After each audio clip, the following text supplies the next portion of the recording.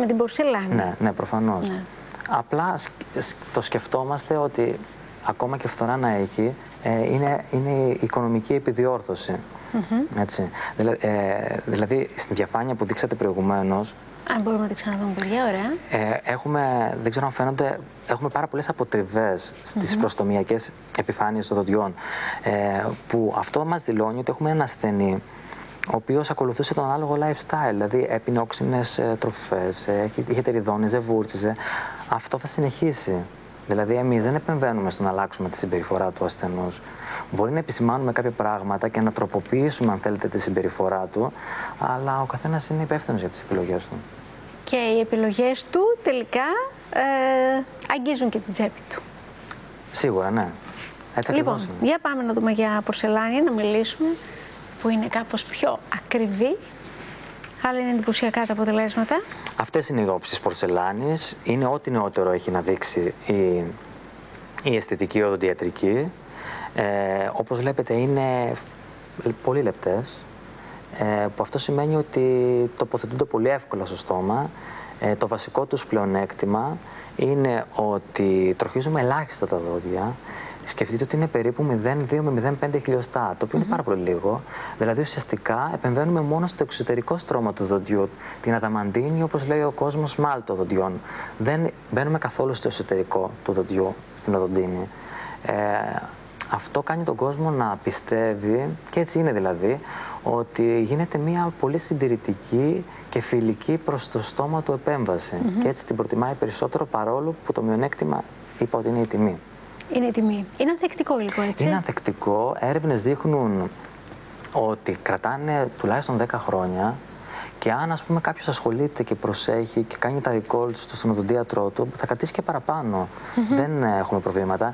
Ένα επίσης βασικό πλεονέκτημα είναι ότι δεν απορροφούν χρωστικές, οπότε επιλέγουμε ένα χρώμα πάντα μαζί και θα έχετε αυτό το χρώμα για πάντα.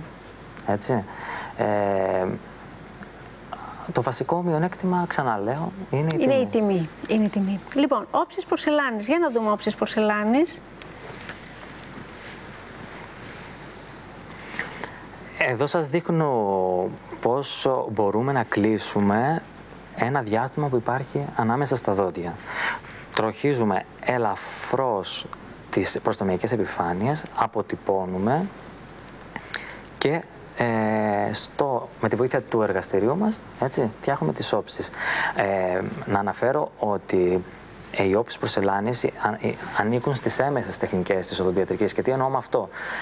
Στις άμεσες είναι η λεύκανση, το lifting, κάτι που γίνεται μονάχα στο οδοντιατρίο. Ενώ οι όψεις, στις όψεις μεσολαβεί και ένα οδοντοτεχνικό εργαστήριο. Σωστά. Είναι και ένας από τους λόγους που κάνουμε περισσότερα από ένα ραντεβού και που αυξάνεται και το κόστος. Βέβαια. Βέβαια, γιατί θα πρέπει να υπάρξει πρόβα, θα πρέπει να υπάρξει το τελικό τσεκάρισμα, θα πρέπει να πληρωθεί και ο οδοντοτεχνίτης. Όλα αυτά, ναι. Όλα αυτά, ακριβώς. Ωραία. Λοιπόν, και για δείξτε μας και τις επόμενες διαφάνειες, ολοκληρώνουμε σιγά σιγά. Επιλογές, πολλές. Σας έχω μερικά παραδείγματα από όψεις.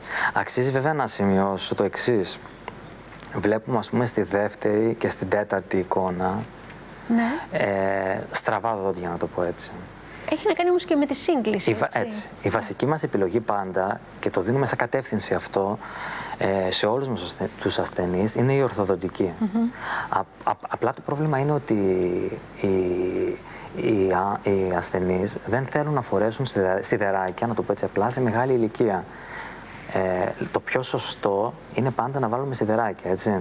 Και υπάρχουν οι συνάδελφοι ορθοδοντικοί οι οποίοι κάνουν αυτό το πράγμα, έτσι. Όταν ο άλλος δεν θέλει, τότε καταφεύγουμε στις λύσεις αυτές των όψεων. Και για να δούμε την τελευταία, έτσι, που είναι πολύ υποδειγματική, θα έλεγα.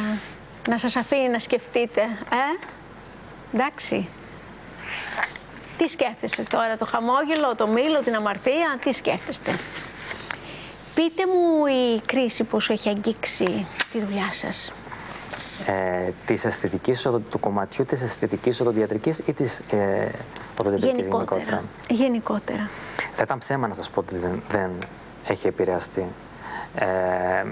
προφανώς έχει επηρεαστεί. Το βλέπω και εγώ στο ιατρείο, το ακούω από συναδέλφους. Εσείς έχετε χαμηλώσει τις τιμές, προσπαθείτε να κάνετε ευκολίες πληρωμής, βλέπετε όλοι ότι... κάνουμε. Δεν ζούμε εκτός κοινωνίας. Αυτό που έχει σημασία όμως είναι να καταλάβει ο κόσμος το εξής, ότι στην οδοντιατρική δεν συγχωρούνται τα προβλήματα. Δηλαδή, αν αφήσουμε κάτι του χρόνου, θα το πληρώσει εντός εισαγωγικών ο καθένας μας διπλάσιο και σε κόστος και σε χρόνο και σε προσπάθεια. Έτσι. Και έχει επίπτωση και στην υπόλοιπη υγεία μας, έτσι. Δεν είναι, νομίζω, πολυτέλεια. Ναι, χαίρομαι που το αναφέρετε αυτό, διότι πλέον είναι ευρέως αποδεκτό ότι υπάρχει μια έτσι αμφίδρομη σχέση μεταξύ της στοματικής υγείας και της γενικής υγείας. Ακούμε, ας πούμε, πώς επηρεάζονται τα καρδιαγγειακά. Πρόσφατες έρευνες λένε για το άσθμα. Αυτά βέβαια θα σας τα πούν καλύτερα οι ειδικοί, αλλά σίγουρα η στοματική υγεία επηρεάζει τη γενική υγεία, έτσι. Μάλιστα.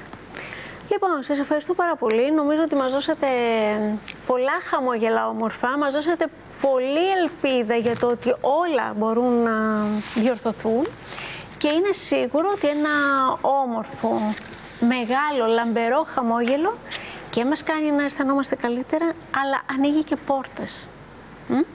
Συμφωνώ απόλυτα. Αυτό το μήνυμα ήθελα να περάσω κι εγώ, ότι πραγματικά η αισθητική είναι πολύ προσιτή και ότι με μικρές επεμβάσεις, με συντηρητικές διαδικασίες, μπορούμε να κάνουμε αυτό που είπατε. Ένα όμορφο χαμόγελο. Ευχαριστούμε πάρα πολύ για την παρουσία σας. Εγώ ευχαριστώ. Ευχαριστούμε και εσάς, φίλοι τηλεθεατές, για την προσοχή σας. Καλό σας βράδυ.